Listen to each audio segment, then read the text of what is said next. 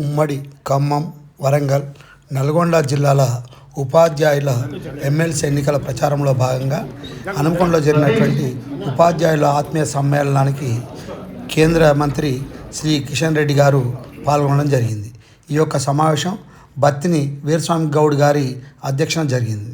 ఈ సమావేశంలో ప్రధానంగా అభ్యర్థి శ్రీ పులి సరోత్తమ రెడ్డి గారిని మొదటి ప్రాధాన్యత ఓటు వేసి గెలిపించడం కోసం ప్రచారంలో భాగంగా రావడం జరిగింది.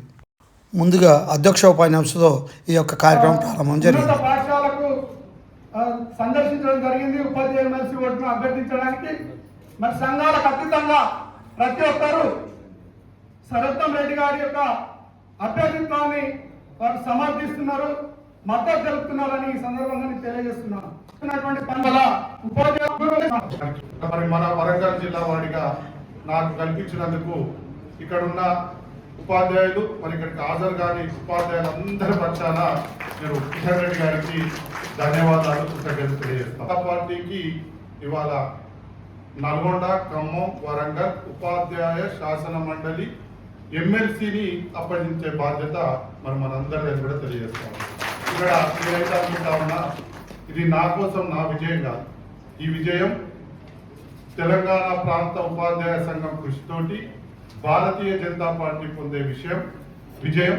ఈ విజయాన్ని మరి వాళ్ళ పెద్దలు కిషన్ రెడ్డి గారితో పాటుగా పెద్దలు నడ్డా గారు, తర్వాత మన మోడీ గారు, వీరందరూ కూడా నిర్ణయించి ఈ అభ్యర్థులను ఇవ్వడం జరిగింది. కాబట్టి 34 అసెంబ్లీ కాన్స్టిట్యున్సీలో జరుగుతూ ఉన్నది.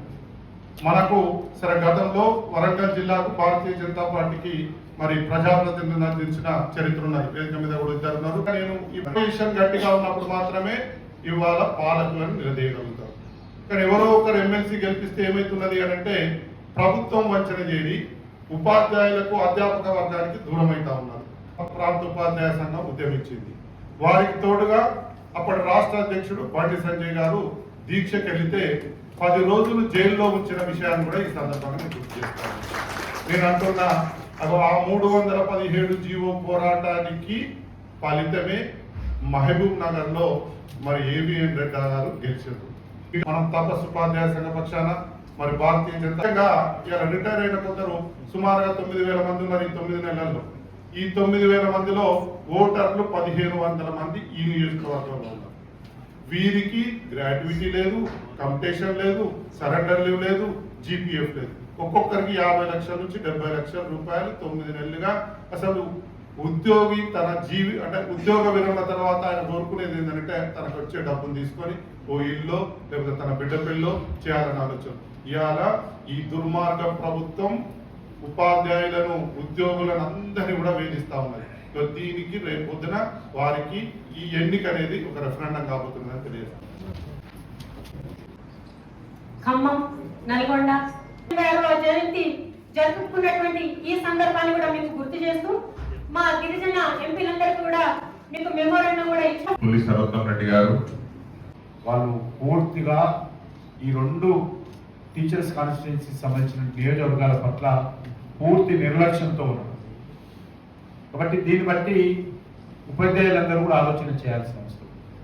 ఒక రాజకీయ పార్టీగా గతంలో ఉపాధ్యాయుల సమస్యల మీద పోరాటం చేయడం, ఈరోజు ఉపాధ్యాయులకు సంబంధించినటువంటి ఎన్నికలు వస్తే మీ అందరి ఆశీస్సులతో పోటీ చేయాలని ముందుకు రావడం ఒక భారతీయ జనతా పార్టీ మాత్రమే చేస్తూ ఉంది. మిగతా వాళ్ళు ఎవరు కూడా ముందుకు రావడం లేదు. ఎందుకంటే మీకు అందరికీ తెలుసు,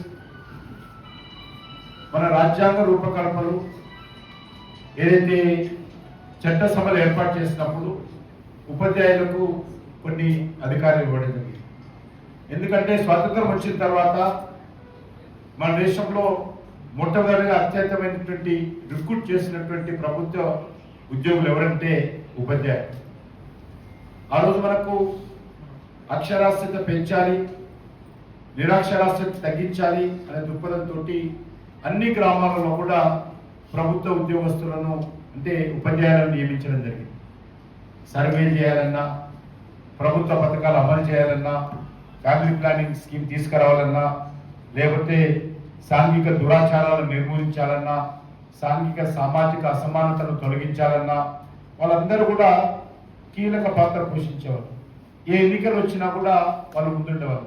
కాబట్టి ఆ రోజు పెద్ద సెక్టార్ ఏదంటే టీచర్స్ సెక్టార్. కాబట్టి వాళ్ళు ఈ యొక్క దేశం యొక్క పునర్నిర్మాణంలో ఆ రోజు కీలక పాత్ర పోషించారు. దేశ అభివృద్ధిలో ప్రముఖ పాత్ర పోషించారు. గ్రామీణ ప్రాంతాల్లో ప్రభుత్వ ప్రతినిధులుగా వాళ్ళు నిలబడ్డారు. ఆ రకంగా పెద్ద సంఖ్యలో ఉన్నారు. కాబట్టి వాళ్ళ సమస్యలు చాలా ఉంటాయి. కాబట్టి వాళ్ళ సమస్యలు పరిష్కరించుకోవడం కోసము వాళ్ళ ప్రతినిధిగా ఈ యొక్క ఎమ్మెల్సీలు ఉంటే బాగుంటుందనే ఉద్దేశంతో ఆ రోజు ఎమ్మెల్సీలుగా ఏ ఉద్యోగస్తులకు లేనటువంటి హక్కు, అధికారాలు, ఓటు మీకు ఇవ్వడం జరిగింది. కాబట్టి అటువంటి పవిత్రమైనటువంటి ఈ యొక్క ఎమ్మెల్సీలు ఈరోజు ఉపాధ్యాయుల కోసం పోరాటం చేయాల్సినటువంటి ఎమ్మెల్సీలు ప్రభుత్వాలకు భాగాలుగా చేరి ఈరోజు పూర్తిగా మరి ఈ యొక్క ఉపాధ్యాయ సంఘాలను నిర్వీర్యం చేయడం, ఉపాధ్యాయ సంఘాలంటే ప్రభుత్వానికి తొత్తులుగా ఉండే విధంగా వాటిని నిర్మాణం చేయడం. ఎమ్మెల్సీలు నేను చాలా చిన్న వయసులో నేను రాజకీయాలకు వచ్చిన తర్వాత రామారావు గారు గ్రాడ్యుయేట్స్ కాన్స్టిట్యున్సీ నుంచి ఎమ్మెల్యేగా ఉండేవారు. ఆ రకంగా గ్రాడ్యుయేట్స్ కాన్స్టిట్యున్సీ అన్ని ఎమ్మెల్సీలు జనసేన నుంచి బీజేపీ వరకు కూడా అన్ని ఎమ్మెల్సీలు బీజేపీ ఉండేది. వి రామారావు గారు హైదరాబాద్ నుంచి, తెలంగాణ నుంచి ఇక్కడ డాక్టర్ రాజేశ్వరరావు గారు, ఎల్ఎస్ రాజు గారు, అదేవిధంగా రాయలసీమకి వెళ్తే డిఎస్పి రెడ్డి గారు, విజయవాడ, గుంటూరు, కృష్ణాకి వెళ్తే అక్కడ జూపిడి యజ్ఞనారాయణ గారు, అక్కడ విశాఖపట్నం, కొనసాగ జిల్లాలకు వెళ్తే పివి చలపతిరావు గారు, నెల్లూరు, చిత్తూరు, ప్రకాశంకి వెళ్తే పిడతల రంగారెడ్డి గారు. ఈ రకంగా అన్ని కాన్స్టిట్యున్సీలు జనసంఘ బీజేపీ ఉండేది. ఎందుకంటే చదువుకున్నటువంటి వాళ్ళందరూ కూడా ఆ రోజు విద్యావంతులు, మేధావులు అందరూ కూడా ఆ రోజు బీజేపీ పక్కన ఉండేటువంటి వాళ్ళు. అందుకే అన్ని సీట్లు గెలిచేవాళ్ళు. నేను కూడా రాజకీయాలకు వచ్చిన తర్వాత వీరామారావు గారి ఎన్నికల్లో పనిచేసినటువంటి వాళ్ళందరూ కూడా. అటువంటి రామారావు గారితో నేను శాసన మండలికి వెళ్తే ఆ రోజు ఉమ్మడి ఆంధ్రప్రదేశ్లో మాణిక్యాలరావు గారు కానీ, చాలా మంది బాలకృష్ణమ్మ గారు కానీ ఆ రోజు ఉపాధ్యాయుల సమస్యల మీద మాట్లాడేవారు. ఉపాధ్యాయుల సమస్యలే కాదు, మొత్తం సమాజానికి సంబంధించిన సమస్యల మీద మాట్లాడితే మంత్రులకు చెమటలు వచ్చేది. రేపు కౌన్సిల్లో ఏదైనా క్వశ్చన్ ఉంది అంటే మంత్రులు శాసన సభ కంటే శాసన మండలి మీద ఉన్నటువంటి ప్రశ్నలకు ఎక్కువ ప్రిపేర్ అయ్యి వచ్చేవారు. ఎందుకంటే అక్కడ మేధావులు ఉంటారు, ప్రశ్నిస్తారు, మమ్మల్ని చీల్చి చెండాడతారు అనేటువంటి భయం ఉండేది. ఆ రకంగా అనేక అంశాలు, ఉపాధ్యాయుల సమస్యలు గారు అనేక అంశాలు. ఈవెన్ నేను రాజశేఖర్ గారు వచ్చిన తర్వాత కూడా నేను ఎప్పుడు ఆవిడ కలవడానికి వెళ్ళిన ఎమ్మెల్యేగా ప్రజా సమస్యల మీద టీచర్స్ కాన్స్టిట్యున్సీ ఎమ్మెల్సీలు అక్కడ ఉండేవారు. ఏదో ఉపాధ్యాయ సంఘాన్ని పట్టుకొని అక్కడ ఉపాధ్యాయ సమస్యల మీద ముఖ్యమంత్రులకు నివేదికలు ఇచ్చేవాళ్ళు, మెమరాండం ఇచ్చేవాళ్ళు, మాట్లాడేవాళ్ళు, అడిగేవాళ్ళు.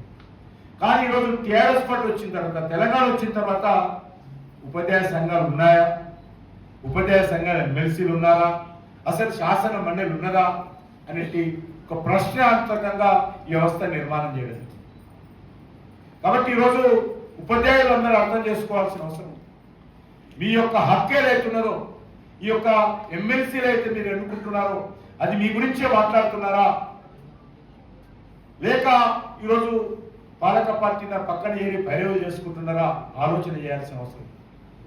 కాబట్టి ఈరోజు అందరినీ కోరుతా ఉన్నాను, తప్పకుండా నేను ఏదైతే వీరామారావు గారితో పోయినప్పుడు శాసన మండలి ఏ రకంగా ఉందో ఆ పద్ధతి రావాల్సిన అవసరం ఉంది.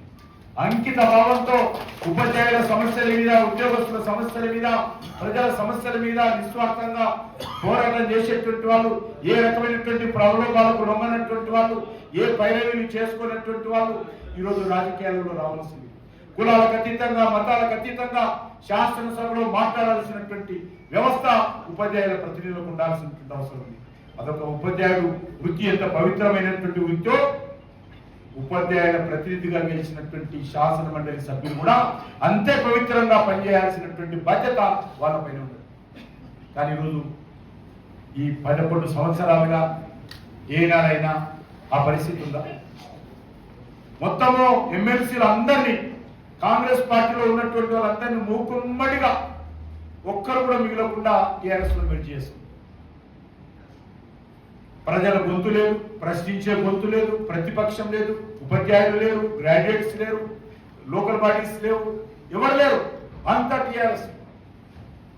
అందరూ కేసీఆర్ కుటుంబాన్ని పొడుగుతూ మరి రాజకీయాలు చేశారు తప్ప ఉపాధ్యాయుల హక్కుల గురించి మాట్లాడు, ఉపాధ్యాయుల సమస్యల గురించి మాట్లాడు. అందుకే ఈరోజు నేను ఈ యొక్క వరంగల్ గడ్డ నుంచి నేను మీ అందరినీ కోరుతా ఉన్నాను, ఈరోజు మార్పు రావాలి. ఉపాధ్యాయులు మీ యొక్క ప్రతినిధిగా, మీ ప్రశ్నించేటువంటి గొంతుగా, మీ సమస్యలను నిలదించేటువంటి గొంతుగా ఈరోజు శాసనసభకు ఎన్నుకోవాల్సిందిగా మీకు అందరినీ కోరుతాను. అన్ని సంఘాలు కూడా, అంటే కొన్ని సంఘాలు, మెజార్టీ సంఘాలు కూడా ఈరోజు పాలక పార్టీలు వెంట చేరుతున్నారు. హైదరాబాద్లో పార్టీ ఉంది, మజ్లిస్ పార్టీ.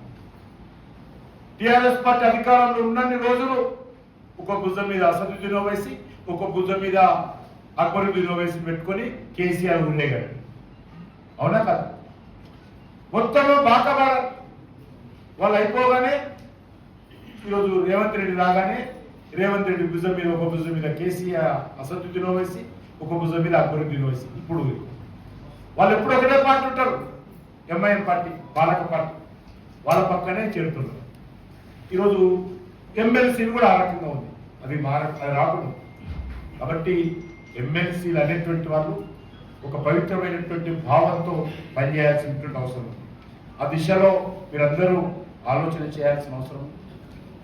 భారతీయ జనతా పార్టీ ఏ రకంగా మీ సమస్యల మీద పోరాటం చేసిందో తెలంగాణ వచ్చిన తర్వాత కూడా మీరందరూ చూశారు. కాబట్టి తప్పకుండా రేపు ఎంత దౌర్భాగ్యమైనటువంటి పరిస్థితి ఉందంటే, ఇంతకుముందు చెప్పడం జరిగింది, రిటైర్మెంట్ అయిపోయి 2 సంవత్సరాలు అయినా కూడా కొంతమంది రిటైర్మెంట్ బెనిఫిట్స్ రాలేదు. ఇది రాష్ట్రం యొక్క ఆర్థిక పరిస్థితి ఏ రకంగా అర్థపడుతుంది. ఉపాధ్యాయుల పట్ల, ఉద్యోగస్తుల పట్ల ప్రభుత్వం యొక్క చిత్తశుద్ధి ఏ రకంగా ఉందో మనకు అర్థమవుతాం. 5 డిఏలు రాలేదు. ఒక్క డిఏ కూడా ఆలస్యం కాకుండా కేంద్ర ప్రభుత్వ ఉద్యోగస్తులకు కేంద్ర ప్రభుత్వం ఇస్తాం. ఒక్కరోజు కూడా ఆలస్యం చేయకుండా. మేము మన వేతన సవరణ కమిటీని కూడా క్యాబినెట్ లో అప్రూవ్ చేయలేదు. ప్రధానమంత్రి గారు చెప్పారు. ప్రధానమంత్రి గారు చాలా పట్టుదలతో ఏ యొక్క కరువు భత్యాలు కానీ, ఏ యొక్క డిఏలు కానీ ఎప్పటికప్పుడు ఇస్తున్నటువంటి పరిస్థితి మనం చూస్తున్నాం. ఎందుకంటే ఉద్యోగస్తులు లేకుండా ప్రభుత్వ వ్యవస్థ పనిచేయదు. ఎంత మంచి ప్రభుత్వమైనా, ఎన్ని పథకాలు పెట్టుకున్నా, ఎంత చిత్తశుద్ధితో పనిచేస్తున్నా, ఎంత అంకితభావంతో పనిచేస్తున్నా, ఎంత నిస్వార్థంగా పనిచేస్తున్నా, ఎంత అభివృద్ధి చేయాలన్నా, చివరకు మేము నిర్ణయాలు తీసుకుంటే ఆ నిర్ణయాలన్నిటిని కూడా క్షేత్రస్థాయిలో అమలు చేసి ప్రభుత్వానికి మంచి పేరు తెచ్చేటువంటిది ఉద్యోగస్తులు. వాళ్ళే సమస్యలే ఉంటే వాళ్ళకి ప్రభుత్వానికి ఏం పనిచేస్తారు. కానీ ఈరోజు తెలంగాణలో ఆ పరిస్థితి లేదు. తెలంగాణలో ఉద్యోగస్తులందరూ కూడా సంతోషంగా ఉంది, చాలా బాధతో ఉన్నారు. కాబట్టి నేను మీ అందరినీ కోరుతా ఉన్నాను, 27 జరుగుతున్నటువంటి ఎన్నికల్లో మీరందరూ ఒక ప్రతినిధిగా, మరి మీకు తెలిసినటువంటి మిత్రులకు, స్నేహితులకు, ఎక్కడెక్కడ ఉన్నారో తెలంగాణలో టీచర్స్ అందరికీ చెప్పి, గ్రాడ్యుయేట్స్ కూడా అక్కడ ఆదిలాబాదు, కరీంనగర్, నిజామాబాద్, మెదక్ జిల్లాలకు, ఉమ్మడి జిల్లాలకు సంబంధించినటువంటి గ్రాడ్యుయేట్స్, పట్టభద్రులు ఈ యొక్క ఎన్నికల్లో భారతీయ జనతా పార్టీని ఆశీర్వదించే విధంగా మీ అందరూ సహకారం అందించాల్సిందిగా కోరుతా ఉన్నాను. ఆ దిశలో మీరు అందరూ ఆలోచన చేయండి. నాకు పూర్తి విశ్వాసం ఉంది. మన యొక్క ఖమ్మము, వరంగల్, నల్గొండ సర్వ ఉత్తమ ఉపాధ్యాయుడు మన సర్వోత్తముడు. ఈ సర్వ ఉత్తమ ఉపాధ్యాయుడు అంటే నిజంగా అజాత శక్తి, నీతివంతుడు, ఏ రకమైనటువంటి కల్మషం లేనటువంటి, మరి మనస్తత్వం కలిగినటువంటి, వ్యక్తిత్వం కలిగినటువంటి వ్యక్తి. ఆయనను ఈ సంఘము, ఆ సంఘము, ఈ పార్టీ, ఆ పార్టీ, ఈ కులము, ఆ కులము, ఈ మతము, ఆ మతం కాకుండా అందరూ కూడా అభిమానించేటువంటి వ్యక్తి. వారికి మొదటి ప్రాధాన్యత ఓటు వేయాలి. కొంతమంది అక్కడక్కడ ఉంటారు, నేను కమ్యూనిస్టు పార్టీని మీకెట్లు ఓటేస్తా, నాది ఇది ఎంపీఎఫ్ అనేది యూటీఎఫ్ మరి యూటీఎఫ్ అట్లా రకరకాలు ఉంటాయి. అట్లా కమిట్మెంట్తో ఉన్నటువంటి వాళ్ళకు కూడా చెప్పాలి, నువ్వు మీ యూటీఎఫ్ చేసుకో ఏం పర్వాలేదు, కానీ సెకండ్ ప్రియారిటీ మనకి మన సర్వోత్తమ్ రెడ్డి గారికి. ఈ రకంగా ఏ ఒక్కరిని కూడా ఏ ఒక్క ఓటరు ఏ సంఘానికి సంబంధించినటువంటి ఓటర్ అయినా ఆ ఓటరుకు సంబంధించినటువంటి వ్యక్తులను కలవాలి. వాళ్ళందరూ కూడా మరి ఫస్ట్ ప్రియారిటీ ఇవ్వాలని మొదటి మనం రిక్వెస్ట్ చేయాలి. మేము ఎట్టి పరిస్థితుల్లో కమిటీ అయిపోయాము, మేము వెయ్యము, మేము వ్యతిరేకిస్తాము అన్నప్పుడు దయచేసి మీ మొదటి ప్రియారిటీ మీకు వేసుకొని సెకండ్ ప్రియారిటీ సర్వోత్తమ్ గారికి వేయాలి అనేటువంటి విషయాన్ని కూడా అడగడంలో తప్పలేదు. కాబట్టి ఫస్ట్ ప్రియారిటీ మనం అందరం కూడా మొదటి ప్రియారిటీ ఓటు కోసం ప్రయత్నం చేద్దాం, సెకండ్ ప్రియారిటీ ఓటు కోసం కూడా ప్రయత్నం చేయాలి. 26వ తేదీ శివరాత్రి, అందరం ఉపవాసం ఉంటాం. 27 నాడు మనమందరం కూడా ఉపవాసం వదిలి స్నానం చేసి ఓటేసినందుకు చిన్న భోజనం చేయాలి 27. కాబట్టి సర్వోత్తమ్ రెడ్డి గారు ఓటేస్తే దేశానికి ఓటేసినట్టు గుర్తుపెట్టు. బీజేపీకో వ్యక్తికో వేసినట్టు కాదు, దేశానికి కొట్టేసినట్టు. కాబట్టి ఈ శివరాత్రికి మనది పవిత్రమైనటువంటి మనం చూస్తున్నాం. ప్రయాగ్రాజ్లో ఇప్పటికీ 60 కోట్ల మంది, మన దేశంలో 140 కోట్ల మంది ఉంటే ఇప్పటికే 60 కోట్ల మంది ఆ స్పాట్లోకి వచ్చి ఆ పవిత్రమైనటువంటి స్థానాల్లో ఈరోజు మరి స్నానాలు చేసిపోయారు.